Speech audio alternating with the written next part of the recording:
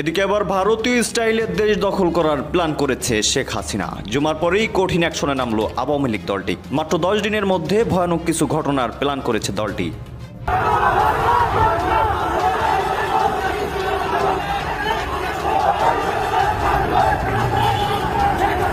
সকলে প্রস্তুত হন এয়ারপোর্টে যাওয়ার জন্য, শেখ হাসিনাকে রিসিভ করার জন্য। খুব শীঘ্রই বাংলাদেশে ফিরে আসবে, হয়তোবা খুব শীঘ্রই ডাক আসবে। সকলে এয়ারপোর্টে আসুন, আমি কালকে বাংলাদেশে ফিরে আসছি। তাহলে শেখ হাসিনা কবে ফিরবেন, কখন ফিরবেন, কিভাবে ফিরবেন সেটা খুব পরিষ্কার। তখন সত্যি বিমানবন্দরে লাখ লাখ মানুষের ঢল নেমেছিল, যারা আওয়ামী লীগের নেত্রী হিসেবে শেখ হাসিনাকে বরণ করে নিতে ওই প্রতিকূল সময়েও বিমানবন্দরে গিয়ে উপস্থিত হয়েছিলেন। এখন বিভিন্ন কূটনৈতিক মহল বলছেন, বিশ্ব মানবাধিকার সংস্থাগুলোর কার্যক্রম বলছে, তারা যেসব পদক্ষেপ নিচ্ছে, শেখ হাসিনাকে স্বমহিমায় বাংলাদেশে ফেরানোর আয়োজনেই এখন ব্যস্ত নাকি অনেকে। এই তালিকায় এতদিন আমরা শুধু ভাবতাম যে নয়াদিল্লি আছে, শোনা যাচ্ছে এখন আরো অনেকেই এই তালিকায় সামিল হচ্ছেন। সবচেয়ে বড় কথা, দেশের মধ্যে এক ধরনের ঢেউ উঠেছে। কি ঢেউ? এই ঢেউ হচ্ছে তারা শেখ হাসিনাকে চায়, আবার চায়। হঠাৎ করেই ডক্টর ইউনূসের এই সরকারের মধ্যে এক অজানা ভয় চেপে বসেছে। সেই অজানা ভয়ে ডক্টর ইউনূসের সরকার এখন রীতিমতো আতঙ্কিত। সরকারকে বা তার ক্ষমতার মসনদকে যে টালমাটাল পরিস্থিতি করে ফেলেছে একটা ভয়ভীতি দেখিয়ে, ভয়টা তাহলে আওয়ামী লীগের পক্ষ থেকে। আসসালামু আলাইকুম রহমতুল্লাহ, সবাই কেমন আছেন? আশা করি সবাই অনেক অনেক ভালো এবং সুস্থ আছেন। সবাইকে স্বাগতম জানাচ্ছি আমাদের অনেক নতুন ভিডিওতে। প্রতিদিনের মতো আমি আপনাদের সিরিয়াত ফারুকি আবারও চলে আসলাম নতুন একটা ভিডিও নিয়ে। দর্শক, আপনারা ইতিমধ্যে দেখেছেন যে ভিডিওর শুরুতে দেশের যে চলমান পরিস্থিতি চলতেছে তার ধারাবাহিকতা আজকের ভিডিওটা আপনার মধ্যে তুলে ধরার চেষ্টা করেছি। আমরা সামাজিক যোগাযোগ মাধ্যমে দেশের যে রাজনৈতিক চলমান পরিস্থিতি সম্পর্কে চলতেছে সেটা সম্পর্কে বেশ কিছু তথ্য জানতে পাই। সে তথ্যগুলো আপনাদেরকে ভিডিও আকারে আপনার মধ্যে তুলে ধরার চেষ্টা করি। এখানে আমাদের কোনো ব্যক্তিগত মতামত নাই। দর্শক, আমরা ইতিমধ্যে আপনার সবাই ভিডিওর শুরুতে বেশ কিছু অংশবিশেষ দেখেছেন, যে অংশবিশেষগুলো থেকে বুঝতে পেরেছেন যে আজকের ভিডিওটা কতটা গুরুত্বপূর্ণ হতে চলেছে। তো দর্শকের বিষয়টা বেশি না বলে আমরা সরাসরি মূল আলোচনায় চলে যাচ্ছি। তার আগে আপনাকে বিনীতভাবে অনুরোধ থাকবে যারা আমাদের চ্যানেলটিতে এখন নতুন চ্যানেল সাবস্ক্রাইব করে সাথে থাকবেন। যারা ইতিমধ্যে সাবস্ক্রাইব করেছেন তাদেরকে অসংখ্য ধন্যবাদ। যারা সাবস্ক্রাইব করেন তাদের উদ্দেশ্যে একটি কথা বলবো, দেখতে থাকুন, দেখতে ভালো লাগবে, ভালোবাসা হয়ে যাবে ইনশাআল্লাহ। দর্শক, আর বেশি কথা নয়, আমরা এখানে ধারাবাহিকভাবে একটু বিস্তারিত দেখে আসি। কিংবা এমনকি 10, 15, 25 জনের মিছিল, তা নিয়ে অন্য সভায় বসে হাসাহাসি করা যায় বটে, কিন্তু পুলিশ কেন এদের কেউ ধরতে পারছে না? কিভাবে মিছিল হতে পারছে এই নিয়ে আতঙ্ক কিছুতেই কাটছে না। কারণ শেখ হাসিনা জানেন দলটাকে সংগঠিত করতে হবে, দলকে ঘুরে দাঁড়াতে হবে, রাজপথ দখলে দিতে হবে, নির্বাচনী প্রক্রিয়ায় দলকে ফিরতে হবে এবং তারপর দলের নেত্রীর বাংলাদেশে ফেরার, দেশে ফেরার ব্যবস্থা হবে। 75-এ কি হয়েছিল? 75-এ দেখেন, বঙ্গবন্ধু হত্যার পর প্রত্যাশা করেছিল একটি পক্ষ যে আওয়ামী লীগের রাজনীতি শেষ হয়ে গেছে।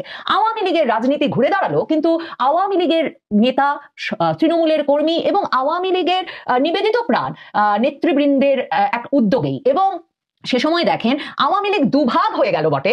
আব্দুল মালেক উকিল এক ভাগ আর অন্যদিকে মিজানুর রহমান চৌধুরীর ভাগ। কিন্তু দুভাগই 79 সালে প্রথম যখন নির্বাচনের সুযোগ পাওয়া গেল, 75-এ বঙ্গবন্ধু হত্যার পর অবশেষে 79 সালে এসে যখন জিয়া নির্বাচন দিলেন, তখন আওয়ামী লীগের দুটো ভাগে কিন্তু নির্বাচনে অংশ নিল। তার মানে ততক্ষণে তারা নির্বাচনী প্রক্রিয়ায়, রাজনৈতিক প্রক্রিয়ায় অংশীদার এবং সক্রিয় হয়ে উঠেছে। এবং এমন দুর্দিনেও সেই দুভাগ মিলে প্রায় 30% বেশি ভোট পেল।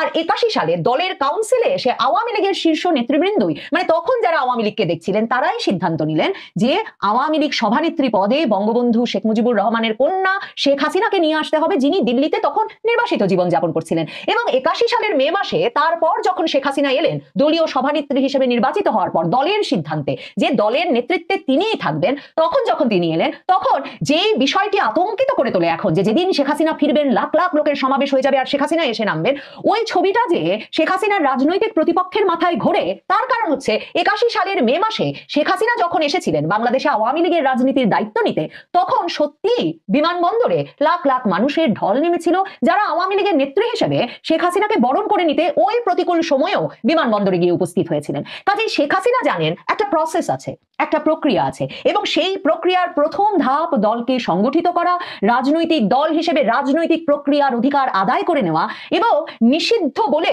আন্ডারগ্রাউন্ডে চলে না গিয়ে নিষিদ্ধ হওয়ার পরেও একেবারে আত্মবিশ্বাসের সঙ্গে প্রকাশ্য থেকে বরাবরের মতো আওয়ামী লীগ যেভাবে দশকের পর দশক রাজনীতি করে এসেছে সবচেয়ে প্রতিকূল পরিস্থিতিতে, সেই পরিস্থিতিতে রাজনীতি করে যাওয়া এবং যত ছোট পরিসরেই হোক সেই রাজনীতিটা করতে গিয়ে একরকমের ডিস্টারবেন্স ক্রিয়েট করা রাজনৈতিক প্রতিপক্ষের মনে, এবং কিছুতেই রাজনৈতিক প্রতিপক্ষকে ভুলতে না দেওয়া যে আওয়ামী লীগ আছে, শেখ হাসিনা আছে এবং আওয়ামী লীগ ফিরে আসতে পারে যে কোনো সময়ে, এবং আওয়ামী লীগ রাজপথে বড়সড় ভাবে ফিরে এলেই শেখ হাসিনাও ফিরবেন। শেখ হাসিনা তার সাক্ষাৎকারগুলোতে একেবারে সে কথাটাই বলেছেন। কাজেই তাকে যখন প্রশ্ন করেছে রয়টার্স যে আপনার পুত্র সজীব ওয়াজিদ জয় তো ডিসেম্বরের সাক্ষাৎকারে আমাদের বলেছিলেন যে তাকে আহ্বান জানানো হলে তিনি দলের দায়িত্ব নিতে পারেন। আপনি দলের দায়িত্বের বিষয়ে কি ভাবেন? এমন একটা প্রশ্নের জবাবে তাই শেখ হাসিনা বলেছেন, আওয়ামী লীগের রাজনৈতিক ভবিষ্যৎ তো কোনো ব্যক্তি বা পরিবারের উপর নির্ভরশীল নয়। আওয়ামী লীগ বাংলাদেশের ভবিষ্যৎ রাজনীতিতে থাকবে, সরকারি দল বা বিরোধী দল যে কোনো ভূমিকাতেই হোক তাদেরকে তারা থাকবে, এবং সেটা কোনো ব্যক্তি বা পরিবারের উপর নির্ভরশীল নয়, এবং আমাদেরকেই এর নেতৃত্ব দিতে হবে এমন কোনো কথা নেই। কারণ শেখ হাসিনার 81 সালের ফেরাটা মনে করুন, দল সিদ্ধান্ত নিল, দল প্রথমে রাজপথে গুছিয়ে উঠলো, দল নির্বাচনী প্রক্রিয়ার অংশ হলো, এবং তারপর দল সিদ্ধান্ত নিল যে শেখ হাসিনাকেই বাংলাদেশ আওয়ামী লীগের নেতৃত্ব দিতে হবে, এবং তারপর বিরাট সম্বর্ধনায় শেখ হাসিনা বাংলাদেশে ফিরলেন। কাজে এই প্রক্রিয়াটা, রাজনৈতিক যে প্রক্রিয়াটা, মানে এটা তো কোনো সামরিক শাসক এসে দেশ দখল করে নিলেন, তারপর হ্যানা ভোট দেওয়ালেন, এবং তারপর সেই ভোটের ভিত্তিতে আপনি একটা রাজনৈতিক দল গঠন করে ফেললেন, ব্যাপারটা তো এমন নয়। কাজে স্বাভাবিক রাজনৈতিক প্রক্রিয়াতে যে শেখ হাসিনা নিরলস এবং সক্রিয়ভাবে থাকছেন, সেটা তার রাজনৈতিক প্রতিপক্ষকে ভীষণভাবে উদ্বিগ্ন করছে, এবং সে কারণে মানে বুধবার দিন তার 3 আন্তর্জাতিক শীর্ষ গণমাধ্যমে সাক্ষাৎকার বের হওয়ার আগের দিন কি ঘটেছিল আপনারা অনেকেই যারা সামাজিক যোগাযোগ মাধ্যমে সক্রিয় তারা নিশ্চয়ই খেয়াল করেছেন। মঙ্গলবার রাতে হঠাৎ করে সামাজিক যোগাযোগ মাধ্যমে একজনের ছবি দিয়ে ছড়িয়ে দেওয়া হলো যে শেখ হাসিনা নাকি মারা গেছেন দিল্লির সামরিক হাসপাতালে, এবং শেখ হাসিনা মারা গেছেন এই খবরটা আসলে কেন ছড়িয়ে দিতে হয়? কারণ ওই যে বললাম, শেখ হাসিনা আর কথা বলবেন না, শেখ হাসিনা আর ভারত থেকে ফিরবেন না, শেখ হাসিনাকে কথা বলা বন্ধ করতে হবে ভারত সরকারের। এই প্রত্যেকটা প্রক্রিয়া হয় শেখ হাসিনাকে নিষ্ক্রিয় করে দেওয়ার জন্য। কিন্তু বিবিসি বাংলা এখন লিখছে যে যখন এই খবর ছড়িয়ে দেওয়া হলো তখন শেখ হাসিনা ঝালকাঠির আওয়ামী লীগ নেতাকর্মীদের সঙ্গে সভা করছিলেন, এবং মানে তার মানে এই নেত্রীকে কি আপনার মনে হয় যে তিনি ভাবছেন তিনি আর কখনো ফিরবেন না? মানে তিনি দল সংগঠনের বিষয়ে নিরলস ভূমিকা রাখছেন। তো সেই নেত্রী কি বলছেন? তখন একটা অডিও বার্তা আওয়ামী লীগের ভেরিফাইড ফেসবুক পেজে প্রকাশিত হয়েছে বলে বিবিসি বাংলায় লিখছে, এবং সেখানে আওয়ামী লীগের সেই ভেরিফাইড ফেসবুক পেজের বার্তায় শেখ হাসিনা বলেছেন, আমি সুস্থ আছি, আমার তো দেশকে উদ্ধার করতে হবে। এবং তিনি বলছেন যে নেতাকর্মীদের মন ভেঙে দেওয়ার জন্য এমন খবর প্রচার হয়ে যায়, এবং বিবিসি বাংলায় তখন লিখছে যে ওই অডিওতে এমন কথা শোনা যায় যে এর মধ্যে কিন্তু শেখ হাসিনার মৃত্যুর খবর, তার জানাজার সময় টময় সবকিছু সামাজিক যোগাযোগ মাধ্যমে ছড়িয়ে দেওয়া হয়েছে,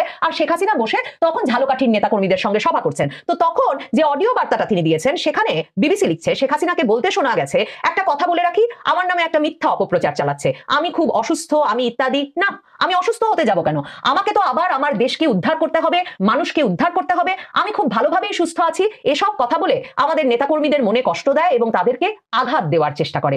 শেখ হাসিনা এই যে দেশকে উদ্ধার করতে হবে, তার ইংরেজি সাক্ষাৎকারগুলোতেও এই কথাটা খুব পরিষ্কার করে বলেছেন। 3টি সাক্ষাৎকার দিয়েছেন শেখ হাসিনা, সেই 3টি সাক্ষাৎকারে শেখ হাসিনা পরিষ্কারভাবে এই কথাটা কিন্তু বলেছেন যে বাংলাদেশে সংবিধানের শাসন পুনঃপ্রতিষ্ঠা করতে হবে, আইনের শাসন পুনঃপ্রতিষ্ঠা করতে হবে, এবং গণতন্ত্র পুনরুদ্ধারের যে লড়াই, রিস্টোরিং ডেমোক্রেসির যে লড়াই, সেই লড়াইয়ে তিনি অঙ্গীকারাবদ্ধ। তাহলে শেখ হাসিনা কবে ফিরবেন, কখন ফিরবেন, কিভাবে ফিরবেন? আমার মনে হয় শেখ হাসিনার 3টি সাক্ষাৎকার পড়লে সেটা খুব পরিষ্কার।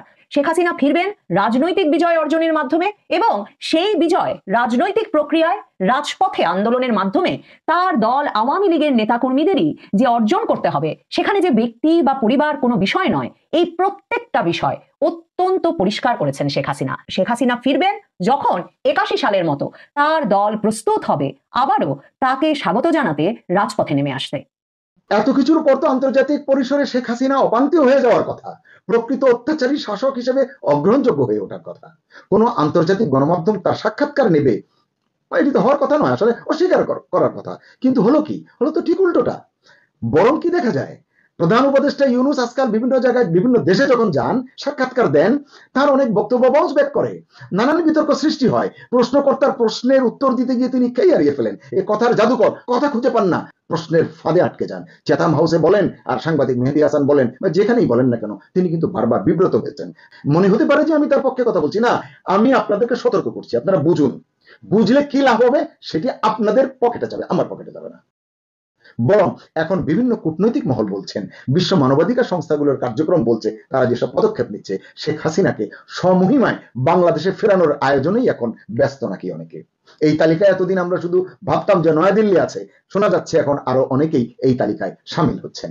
সবচেয়ে বড় কথা, দেশের মধ্যে এক ধরনের ঢেউ উঠে গেছে, এটি আপনাদের দেখতে হবে, বুঝতে হবে, পড়তে হবে। বিনীতভাবে অনুরোধ জানাচ্ছি। কি ঢেউ? এই ঢেউ হচ্ছে তারা শেখ হাসিনাকে চায়, আবার চায়। এই ঢেউ শেষ পর্যন্ত কোথায় গিয়ে শেষ হবে আল্লাহ মালুম। শেখ হাসিনা যে স্বমহিমায় ফিরবার পথ তৈরি করছেন, তারই প্রথম পদক্ষেপ হিসেবে আন্তর্জাতিক মিডিয়ায় মুখ খুলেছেন। এটাই তাকে আবারও আন্তর্জাতিক মঞ্চে নিজের বক্তব্য এবং অবস্থান নিয়ে দাঁড়াতে সাহায্য করবে, এমনটা বিশ্লেষকরাই বলছেন।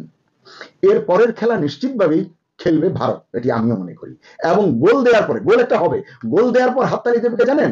হাততালি দেবে আর সিটি বাজাবে বাংলাদেশের আপামর জনগণ, যারা ওই ঢেউ তুলেছে, যারা এখন শেখ হাসিনাকে চায় আপনাদের সীমাহীন ব্যর্থতার কারণে, অযোগ্যতার কারণে, অথর্বতার কারণে। আমার কথায় কারো খারাপ লাগতে পারে, এজন্য আমি দুঃখ প্রকাশ করছি।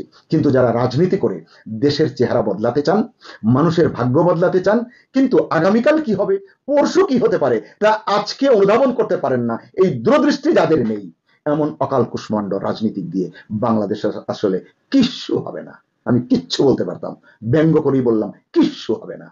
শেষ করি, বাংলাদেশে চলমান রাজনৈতিক উত্তেজনার মাঝে হাসিনার সাক্ষাৎকার এবং দেশে ফেরার শর্ত নতুন করে বেশ কিছু আলোচনার জন্ম দিয়েছে।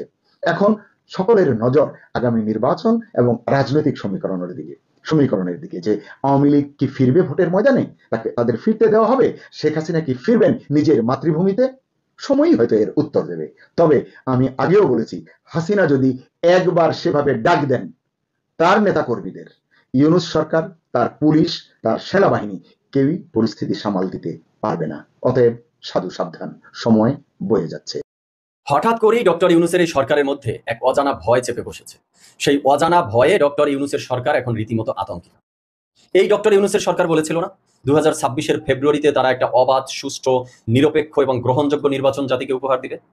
বাট সেই অজানা ভয় ডক্টর ইউনূসের মধ্যে এতটাই আতঙ্ক ছড়িয়েছে, তারা এতটাই জবুথবু অবস্থার মধ্যে পড়েছে যে ডক্টর ইউনূসের সরকার নিজেদের প্রতি আত্মবিশ্বাস হারিয়ে ফেলছে।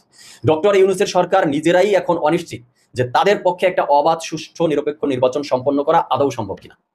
একটা সরকারের পক্ষে অবাধ, সুষ্ঠু নির্বাচন সম্পন্ন করতে হলে যেই পরিমাণ ক্যাপাবিলিটি, সক্ষমতা, দক্ষতা, জনগণের সমর্থন প্রয়োজন, এগুলো ডক্টর ইউনূসের সরকারের মধ্যে বর্তমানে আদৌ আছে কিনা তারা নিজেরাই সন্দিহান, তারা নিজেরাই জানেন না। হ্যাঁ, ডক্টর ইউনূসের সরকার এখন এতটাই ভীত, সন্ত্রস্ত, এতটাই দুর্বল হয়ে পড়েছে, তাদের বক্তব্যে তাই মনে হচ্ছে। এখানে শেষ করবো আজকের ভিডিও। ভালো থাকবেন, সুস্থ থাকবেন, আর আমাদের চ্যানেলটিতে নতুন থাকলে প্লিজ আমাদের চ্যানেল সাবস্ক্রাইব করে সাথে থাকবেন। ধন্যবাদ সবাইকে, আল্লাহ হাফেজ।